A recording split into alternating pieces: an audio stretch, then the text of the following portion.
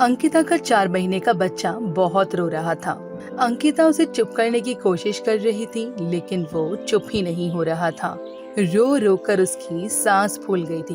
तब अंकिता की सास उससे कहती है, अरे बहू, क्या हुआ? लल्ला इतना क्यों रो रहा है और कब से रो रहा है? अब पता नहीं माँ जी, कब से इसे चुप कराने की कोशिश कर रही हूँ, लेकिन ये चुप ही नहीं हो रहा है। अरे तुमने इसे दूध तो पिलाया है ना? अब पिछले आधे घंटे से 2 बार पिला चुकी हूँ बुआ जी, लेकिन दूध आ ही नहीं रहा है। अरे तुझे तो दूध आता ही नहीं है, बच्चे का पेट नहीं भरता इसलिए रो रहा है बेचारा। बाई साहब, मैं हमेशा बहू को बोलती रहती हूँ कि अपने खाने पीने का ध्यान रख। ज्यादा अच्छे से खाएगी पिएगी तभी तो इसका दूध बढ़ेगा और बच्चे का पेट भरेगा। ये आजकल की लड़कियां अपनी फिगर खराब ना हो इसलिए ना ज्यादा खाती पीती हैं और ना ही बच्चे को दूध पिलाती हैं। माँ जी, मैं तो बहुत ध्यान रखती हूँ अपने खाने का, लेकिन अब दूध नहीं आ रहा तो मैं क्या करूँ? मुझे भी अपने बच्चे को रोता हुआ देख के तकलीफ हो रही है, लेकिन मैं क्या करूँ? आपको क्या लगता है मैं इसे जानबूझकर नहीं पिलाती? आप तो बार बार मुझे ही टोकती रहती हैं बस। अरे बस बस बस करो तुम दोनों। बहू एक काम करो, लल्ला को गाय का दूध पिलाओ। कहते हैं कि माँ के दूध के बाद गाय का दूध ही बच्चे के लिए अच्छा होता है। थोड़ा थोड़ा दूध इसे कटोरी लेकर चम्मच से पिलाओ, देखना इसका पेट भर जाएगा और शांत हो जाएगा लल्ला। भाई साहब, लेकिन अभी घर में तो गाय का दूध नहीं है। अरे रुक, मैं अभी दुकान से लेकर आती हूँ। सरला दुकान से गाय का पैकेट वाला दूध ले आई। उसे उबालकर अंकिता ने अपने बच्चे को पिला दिया। पेट भरने के बाद बच्चा शांति से सो गया। अरे देखा बहू, मैंने कहा था ना, ये दूध पीकर सो जाएगा। अब से रोज इसे यही दूध दिया कर। हाँ बुआ जी, मैं तो सोच रही हूँ कि दूध के साथ इसे फलों का जूस देना भी शुरू करना चाहिए। अरे नहीं नहीं, अभी नहीं, जब तक इसका अन्न प्रशासन का विधि नहीं हो जाता बाहर की दूसरी कोई भी चीज इसे नहीं खिला सकते। लेकिन माँ जी, सिर्फ दूध से तो उसका पेट कैसे भरेगा? अंकिता बात कर ही रही थी कि बच्चा फिर से जोर जोर से रोने लगा। अंकिता ने देखा तो बच्चे ने पॉटी कर दी थी। अंकिता ने उसे साफ करके उसके कपड़े बदल दिए और फिर खुद भी आराम करने लगी। थोड़ी देर के बाद बच्चा फिर से रोने लगा।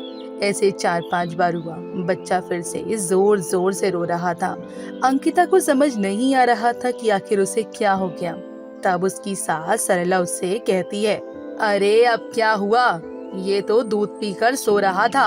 हाँ माँ जी, लेकिन पता नहीं इसे अचानक से 4-5 बार पॉटी कर दी, इसलिए रो रहा होगा शायद। क्या 4-5 बार? कहीं इसे दस्त तो नहीं हो गए? अरे कभी कभी पहली बार माँ के दूध के अलावा कुछ पीने के बच्चे से पेट खराब हो जाता है। आज इसने बाहर का दूध पिया इसलिए हो गया। तुम लोग इसे डॉक्टर के पास ले जाओ, वो ही कुछ बताएंगे अब। सरला और अंकिता बच्चे को डॉक्टर के पास ले आई। फिर डॉक्टर बच्चे की जांच करने के बाद कहता है, आपका अंदाजा सही था, इसे दस्त हो गए हैं। कुछ खिलाया था क्या इसे? वो मुझे ज्यादा दूध नहीं आता तो बच्चे का पेट भरने के लिए हमने इसे गाय का दूध पिलाया था। पैकेट वाला गाय का दूध? जी। उसी से बच्चे को दस्त हो रहे हैं। आप वो गाय का दूध बंद कर दीजिए और पाउडर का दूध शुरू कीजिए। मैं कुछ दवाइयाँ देता हूँ, वो बच्चे को दे दीजिए। 2 दिनों में बच्चा ठीक हो जाएगा। डॉक्टर की बात मानकर अंकिता ने गाय का दूध बंद करके बच्चे को पाउडर वाला दूध पिलाना शुरू किया। 2-3 दिन ठीक से बीते, लेकिन एक दिन। अरे अंकिता, जरा इधर आओ। ये देखो, लल्ला के शरीर पर कैसे दाने हैं और कुछ जगहों पर लाल भी हुआ है। क्या? विकास की बात सुनकर सरला और बाईसा भी बाहर आ गईं। उन्होंने देखा कि बच्चे के शरीर पर लाल धब्बे और साथ ही दाने भी आए हुए थे। उन्हें अब समझ नहीं आ रहा था कि ये क्या हो गया। ये तो इसे रैशेज हुए हैं। हाँ, लेकिन अचानक से कैसे? अरे मच्छर या किसी कीड़े ने काट लिया होगा। नहीं बुआ जी, मैंने कुछ दिनों पहले ही पेस्ट कंट्रोल करवाया था। घर में मच्छर या कीड़े हो ही नहीं सकते। मैं काम करती हूँ, इसे फिर से डॉक्टर के पास ले जाती हूँ। फिर अंकिता सारा के साथ फिर से डॉक्टर के पास गई। तब मुझे लगता है ये शायद पाउडर का दूध इसे सूट नहीं करता। क्या? तो अब हम अपने बच्चे को क्या पिलाएं? इसकी माँ का दूध इसे नहीं मिलता। गाय के दूध से इसे दस्त हो जाते हैं और अब ये पाउडर के दूध से ये रैशेज। हम क्या पिलाएं अपने लल्ला को? उसे ऐसा ही भूखा तो नहीं रख सकते ना। माँ जी आप शांत हो जाइए। अरे कैसे शांत हो जाऊं? आप कहती हैं कि गाय के दूध से इसका पेट खराब हो गया है, लेकिन गाय का दूध ही तो अच्छा होता है। अरे गांव में तो माँ के दूध के साथ साथ गाय का दूध पिलाते हैं बच्चों को। आप सही कह रही हैं माँ जी, लेकिन गांव की बात अलग है। वहाँ गाय का ताज़ा बिना मिलावटी वाला दूध मिलता है। यहाँ शहर में हम पैकेट वाला दूध लेते हैं जो 2-3 दिन पहले निकाला हुआ होता है। उसकी पैकेजिंग के दौरान वो खराब ना हो इसलिए उसमें कुछ चीज़ें मिलाई जाती हैं जो दूध को अगले 3-4 दिन तक खराब होने से बचाता है। और आजकल तो आए दिन खबरें आती हैं कि दूध में किसी हानिकारक चीज़ की मिलावट हो रही है। ऐसे मिलावटी दूध बच्चे क्या, अगर हम लोग भी पियेंगे तो हमें भी कुछ हो सकता है। लेकिन अब इसका क्या उपाय ढूंढें? बच्चा भूखा रहा तो कमजोर और बीमार हो जाएगा। हाँ डॉक्टर जी, आप ही हमारी मदद कीजिए। मैं अपने लल्ला को ऐसे परेशान नहीं देख सकती। जी आपके बच्चे को पैकेट वाला दूध देना सही नहीं होगा, इससे उसकी हालत और ख़राब हो जाएगी। मैं तो आपको सजेस्ट करूंगा कि आप कहीं ताज़ा और बिना मिलावटी वाला दूध मिलता है, मैं आपको सजेस्ट करूंगा कि आप कहीं ताज़ा और बिना मिलावटी वाला दूध मिलता है वहां से देखें। अगर आसपास कहीं आपको गाय का ताज़ा दूध मिल जाए तो उससे अच्छे से उबाल कर फिर थोड़ा ठंडा करके और उसमें थोड़ा सा पानी मिलाकर बच्चे को पिलाइए। और अगर नहीं मिलता तो फिर उसे जूस या फिर फलों को उबाल कर मैश करके खिलाना पड़ेगा। डॉक्टर की बात सुनकर अंकिता और सरला बच्चे को लेकर घर आ गईं। उन्होंने सब बात विकास और बाइसा को बता दी। अगले 2 दिन विकास पूरे शहर में ऐसा तबेला ढूंढ रहा था जहां उसे गाय का ताज़ा दूध मिले। फिर अरे विकास बेटा, क्या हुआ? मिला कोई तबेला या दूध वाला जो गाय का ताज़ा दूध दे सके? नहीं माँ, 2 दिनों से वही देख रहा हूँ, लेकिन कि तबेले वाले कहते हैं कि यहाँ सबको मलाईदार दूध चाहिए होता है, इसलिए वो गाय का नहीं भैंस का दूध बेचते हैं। कुछ देर के बाद सरला अंकिता के कमरे में आई। अंकिता किसी से फोन पर बात कर रही थी।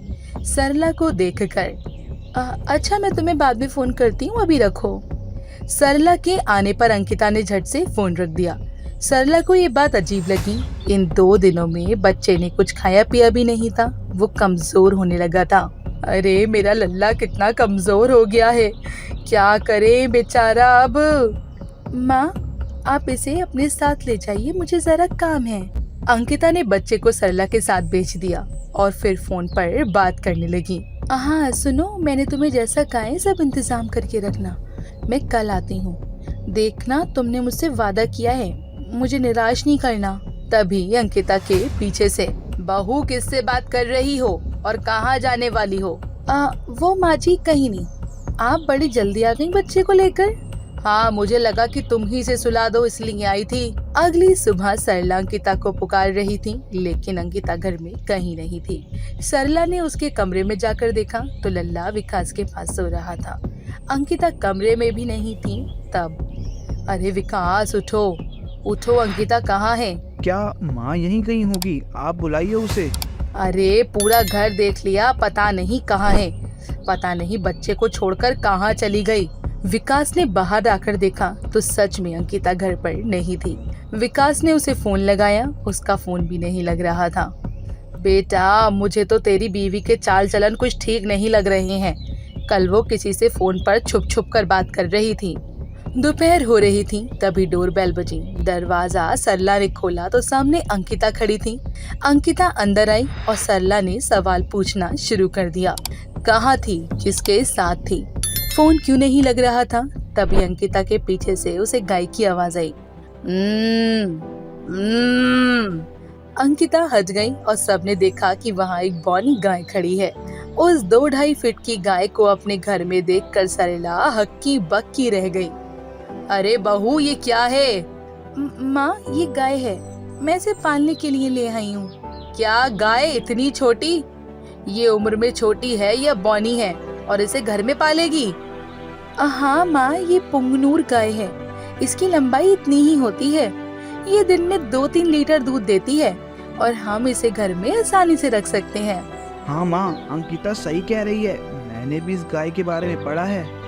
लेकिन बहू इसे अपने साथ क्यों ले आई और कहाँ से?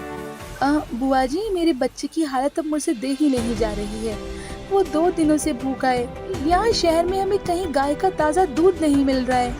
माँ जी, अन्न प्रशासन से पहले उसे कुछ खिलाने से मना कर दी है। अब सबका एक ही उपाय है मेरे पास कि हम खुद गाय पालें और इसका दूध निकालकर बच्चे को पिलाएं। इसलिए मैं ले आई। क्या? हम दूध निकालेंगे, लेकिन इसे रखोगी कहाँ? अब वो मैंने सोच लिया है माँ जी, इतनी बड़ी बालकनी है, हम वहीं बांधेंगे। इसका गोबर एक टोकरी में रखेंगे। माँ जी, अब अपने लल्ला के लिए तो इतना करना पड़ेगा ना। अरे बहू ठीक बोल रही है। अरे गांव में हमारा भी तो तबेला था गाय का। मुझे तो दूध निकालना आता है। कल से मैं ही गाय का दूध निकालूंगी। अरे लेकिन वो गोबर कितनी बदबू आएगी उसकी, और गाय को खिलाओगी क्या?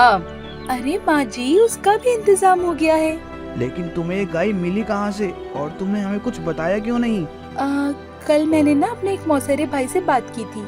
मैंने उन्हें सब बताया, तब उन्होंने कहा कि कई लोग ये पुन्नूर गाय पाल रहे हैं। इसे अपने घर में पालना आसान है और ये अच्छा दूध भी देती है। वो कुछ महीनों से गायों का पालन और बेचने का ही काम करता है, तो उसकी सलाह से मैंने तय किया कि ये गाय ले आऊंगी। लेकिन ये बात तो तुम हमें बताकर भी कर सकती थी। हाँ कर सकती थी, लेकिन मैं जानती थी कि माँ जी मुझे इसकी परमिशन नहीं देंगी। उन्हें तो जानवर बिल्कुल पसंद नहीं है, लेकिन मुझे मेरे बच्चे के लिए कुछ तो करना ही था ना। इसलिए मैं किसी को बिना बताए वहाँ चली गई और गाय ले आई। अंकिता की बात सबको सही लगी। हाँ, सरला थोड़ी नाराज थी, लेकिन उस पर किसी ने ध्यान नहीं दिया। अगले दिन से बाईसा अंकिता की बौनी गाय का दूध निकालकर उसके बच्चे को पिलाने लगी। कुछ दिनों में ही उसका बच्चा स्वस्थ हो गया। अपने पोते को उस बौनी गाय के दूध से ठीक हुआ देख सरला भी खुश हो गई। अब उसने भी गाय का दूध निकालना सीख लिया था। सरला और अंकिता अपने पड़ोसी और पहचान वाले छोटे बच्चों को भी वो दूध भेजने लगी। सास बहू की ये बौनी ये धीरे धीरे पूरे शहर में मशहूर हो गई।